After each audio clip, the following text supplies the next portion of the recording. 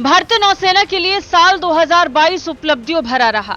Indian navy को सितंबर महीने में अपना पहला स्वदेशी एयरक्राफ्ट कैरियर विक्रांत मिला, जिसे प्रधानमंत्री मोदी ने कोच्चि में नौसेना को सौंप दिया। तो ये गौरवशाली पल इतिहास के पन्नों में सदा के लिए दर्ज हो गया।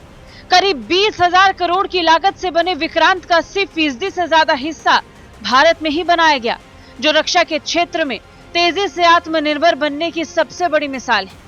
मौजूदा समय में देश के पास 2 विमान वाहक पोत हैं, जिनमें रूस में बना आईएनएस विक्रमादित्य और देश में ही बना आईएनएस विक्रांत है। आईएनएस विक्रांत को बनाकर हिंदुस्तान भी उन देशों के एलीट समूह में शामिल हो गया जो एयरक्राफ्ट कैरियर बनाने की क्षमता रखते हैं।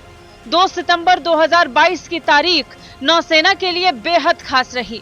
इस दिन भारतीय नौसेना के नए ध्वज का अनावरण प्रधानमंत्री नरेंद्र मोदी ने किया और अंग्रेजी हुकूमत की गुलामी के प्रतीक से आजादी दिलाई। नौसेना के नए ध्वज से ब्रिटिश सेंट जॉर्ज क्रॉस की जगह अब भारत की समृद्ध विरासत की निशानी तिरंगे और अशोक चिन्ह ने ली। वहीं आधे भाग में नेवी का क्रेस्ट है। नीले रंग का ये प्रतीक अष्टकोण की आकृति में है, जिसे महान मराठा योद्धा छत्रपति शिवाजी की शील्ड से प्रेरित होकर लिया गया है।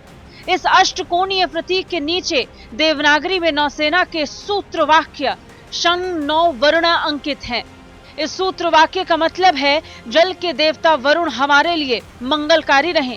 आईएनएस विक्रांत ही नहीं, देश में बना शक्तिशाली युद्धपोत आईएनएस मोरमुगांव को 18 दिसंबर को नौसेना को सुपुर्द किया गया। रक्षा मंत्री राजनाथ सिंह ने मुंबई में आधुनिक सेंसर और रडार से लैस इस युद्धपोत को नेवी को सौंपा।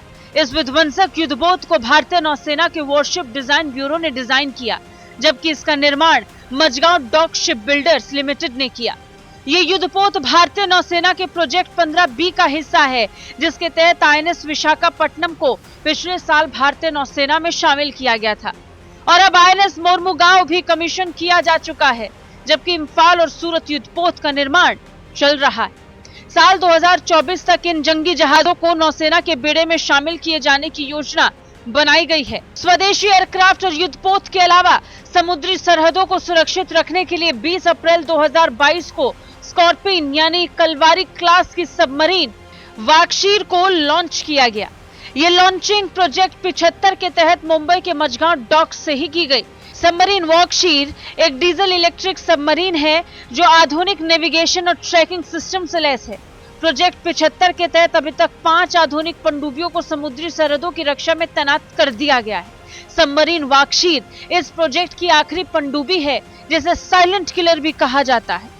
हालांकि अभी इसका समुद्र में परीक्षण चल रहा है और अगर सब कुछ सही रहा तो इसे जल्द ही नेवी में शामिल कर दिया जाएगा, जिसके बाद भारतीय नौसेना के पास कलवारी क्लास की 6 अटैक सबमरीन हो जाएंगी। खैर, ये वो ब्रह्मास्त्र हैं जो दुश्मनों में खलबली मचा देता है और 2023 में दुश्मनों को चेतावनी देते हैं कि अगर भारत की तरफ आंख उठाकर देखा तो उसका उसी तरह से माकूल जवाब दिया जाएगा। ब्यूरो रिपोर्ट, भारत तक।